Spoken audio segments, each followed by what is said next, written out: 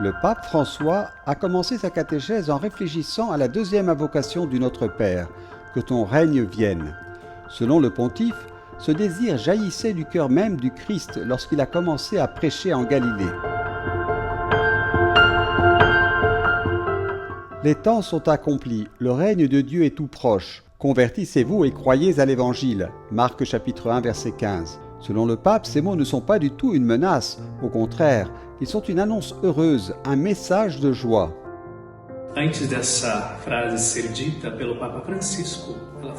Avant le pape François, c'est une phrase que l'on retrouve dans les évangiles prononcée par Jean-Baptiste le précurseur, celui qui annonce le Christ qui vient nous apporter la bonne nouvelle.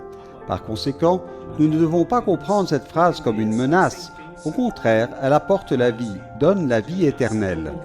Ela vem trazer a vida, ela vem trazer a possibilidade, nos devolver a possibilidade da vida eterna. Pour le pontife, Jésus est venu, mais le monde est encore marqué par le péché, peuplé de tant de gens qui souffrent, de gens qui ne sont pas réconciliés et ne pardonnent pas, de guerres et de nombreuses formes d'exploitation. Pensons par exemple à la traite des enfants. Tous ces faits, a poursuivi le Saint-Père, sont la preuve que la victoire du Christ n'est pas encore complètement réalisée. De nombreux hommes et femmes vivent encore avec le cœur fermé. C'est surtout dans ces situations que la deuxième invocation du Notre Père apparaît sur les lèvres des chrétiens. Que ton règne vienne. Nous devons nous rappeler que ce royaume est le royaume de Dieu. Celui qui est venu l'apporter était le Christ lui-même. Mais dans l'histoire d'Israël, il y a eu un libérateur, Moïse, envoyé par Dieu pour libérer le peuple opprimé de l'esclavage, pour le conduire vers la terre promise. Jésus est aussi venu pour nous libérer. Parfois, il peut s'agir d'une libération sociale, mais la véritable libération que le Christ nous apporte est la vie, et la vie éternelle.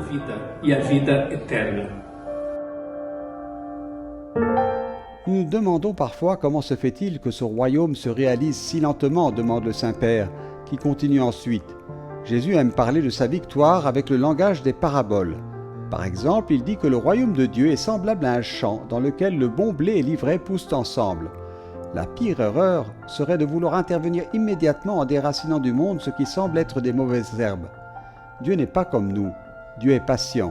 Ce n'est pas par la violence que le royaume s'établit dans le monde. Son style de propagation est la douceur. Essa frase do Papa Francisco é baseada na vida e na atitude do próprio Cristo. Cette phrase du pape François est basée sur la vie et le comportement du Christ lui-même. Dans l'évangile de Matthieu, chapitre 26, verset 53, il est dit que lorsque Jésus est à Gethsémani, où il sera bientôt arrêté, et que Pierre le défend avec une épée, nous voyons que Jésus dit « Plus de violence. Si je le voulais, je me tournerais vers mon Père céleste et il enverrait les anges, les archanges. » Nous voyons aussi que dans l'évangile de Jean, Jésus mentionne dans sa conversation avec Pilate ce royaume. Il dit avoir des serviteurs dans ce royaume. Cela signifie que ce n'est pas par la violence, comme le Christ lui-même l'a dit à Pierre, mais par la douceur que la promesse peut être accomplie. Mas através da mansidão, para que de fato a promessa seja cumprida. Le pape François conclut sa catéchèse par la réflexion suivante. Que ton règne vienne. C'est comme si tu disais « Viens Seigneur Jésus » et Jésus dit « Je viens bientôt, Amen » et Jésus vient à sa façon, mais tous les jours.